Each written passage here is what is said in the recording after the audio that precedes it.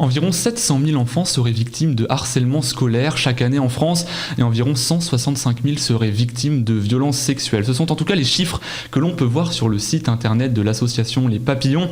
Bonjour à tous, dans le MAG aujourd'hui je reçois Nathalie Gouzon, responsable des médias mais également référente de cette association sur Saint-Valery-en-Caux. Bonjour. Bonjour. Alors j'en ai dit quelques-uns, les chiffres font froid dans le dos. Et Les Papillons est une association nationale qui lutte contre les violences faites aux enfants, quelles qu'elles soient.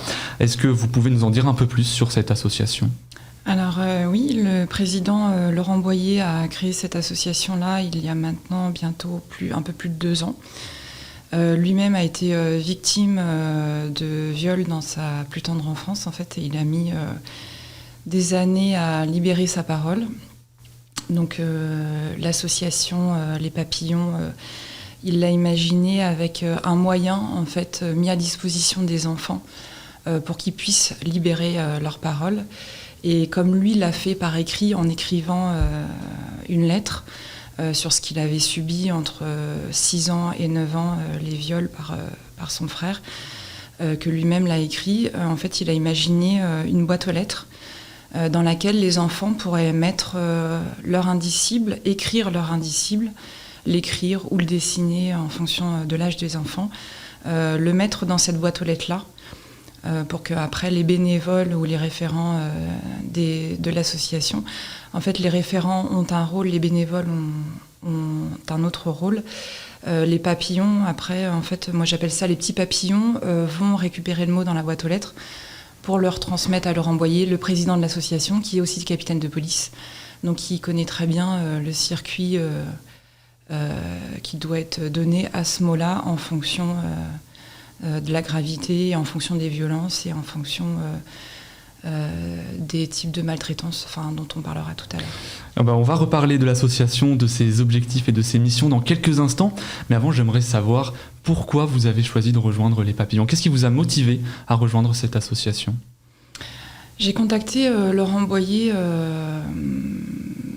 début 2020 en fait. J'ai mis du temps à rejoindre l'association parce que mon histoire personnelle résonne très fort en fait avec l'objectif des boîtes aux lettres aux papillons. Moi-même j'ai été victime de maltraitance. Donc on verra tout à l'heure qu'il y a différents types de maltraitance.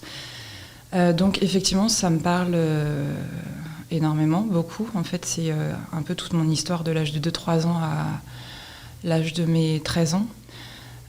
Donc voilà, quand j'ai vu une association qui mettait un moyen à disposition des enfants pour qu'ils puissent libérer leur parole, j'ai trouvé cet outil juste magique parce qu'en fait dans notre société il y a très peu d'associations, voire quasi pas d'associations qui donnent le droit à la parole, qui donnent ce droit-là aux enfants en fait. Et quelles sont aujourd'hui vos missions à vous au sein de cette association ?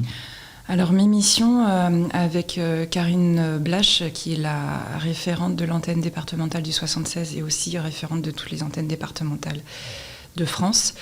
Les missions, on a fait beaucoup de sensibilisation et de campagne à Rouen notamment, avant la fin 2020, où on expliquait aux gens qu'est-ce qu'était l'association Les Papillons avec Karine, où ça nous permettait aussi de récolter des fonds pour payer ces boîtes aux lettres-là, qui ont un coût.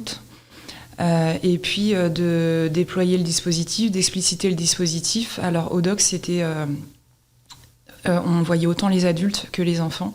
Et il y a eu énormément de belles rencontres et de personnes qui ont pu rejoindre l'association Les Papillons grâce à Karine qui a imaginé justement expliciter le dispositif des boîtes aux lettres aux papillons au DOC, en fait, avant les fêtes de Noël. Et quelles sont les violences auxquelles peuvent être confrontés les enfants ? Qu'est-ce que l'on appelle violence ? Alors violence, au jour d'aujourd'hui, l'inceste, c'est un mot qui est tabou. On parle de plus en plus, la parole se libère, donc on parle d'inceste, de viol, de violence intrafamiliale, des sujets dont on ne parle pas forcément, parce que forcément ce sujet-là dérange. D'ailleurs, quand on voit les chiffres, ça donne le tournis. En fait, 4% des agressions sexuelles donnent lieu à une plainte. Sur ces 4%, il y en a 70% qui sont classés sans suite. Il y en a 52% qui sont disqualifiés. C'est tous les termes juridico-juridiques. Et à la fin, il y a 0,3% de ces agressions sexuelles qui donnent lieu à un procès. Donc on voit bien que toutes les violences, déjà que la protection de l'enfance, c'est sûr, c'est un sujet, il y a des lois. Derrière, que l'enfant, il n'a pas forcément le droit à la parole, que l'outil qu'a imaginé Laurent Boyer, on ne peut pas le déployer là où on veut, qu'on ne peut pas aller dans les écoles, en fait, là où il y a la plupart des enfants. Depuis le début de l'année, là où on a pu aller, en fait, grâce à tous les référents et aux bénévoles qui se sont engagés dans cette association-là, aujourd'hui, l'année dernière, on était 500. Cette année, on est 872. Il y a eu 300 mots qui ont été récupérés depuis le début de l'année, alors que les clubs de sport sont fermés et que il y a eu les confinements. Donc, qui dit confinement, structure sportive fermée. Donc, on n'a pas pu déployer le dispositif comme on l'aurait voulu, en fait, et être présent dans les structures sportives. Donc il y a toutes ces violences-là, l'inceste, le viol, le harcèlement, le cyberharcèlement au jour d'aujourd'hui, qui prend malheureusement une place de plus en plus proéminente sur les réseaux. La maltraitance physique, l'enfant qui est réduit à un objet sexuel pour les adultes. Et donc l'association vient en aide à ces enfants, justement, que ce soit par la mise en place de boîtes aux lettres, vous l'avez dit, mais également par la mise en place de boîtes aux lettres virtuelles. Est-ce que vous pouvez nous en dire un petit peu plus sur ces boîtes aux lettres virtuelles ? Alors, cet outil, il est inédit en France, parce que c'est vraiment une boîte, un outil, un moyen qui a mis à disposition des enfants. C'est leur boîte. D'ailleurs, quand on fait des campagnes de sensibilisation, on montre aux enfants où est cette boîte, dans un endroit discret dans le lieu, comme on peut avoir. Il y en a 8 sur Rouen. C'est leur boîte. On nous demande souvent, quand on va voir des élus ou quand on est allé présenter le dispositif à l'Éducation nationale, justement, s'il y a des dégradations de ces boîtes aux lettres-là. C'est un outil dont les enfants prennent soin.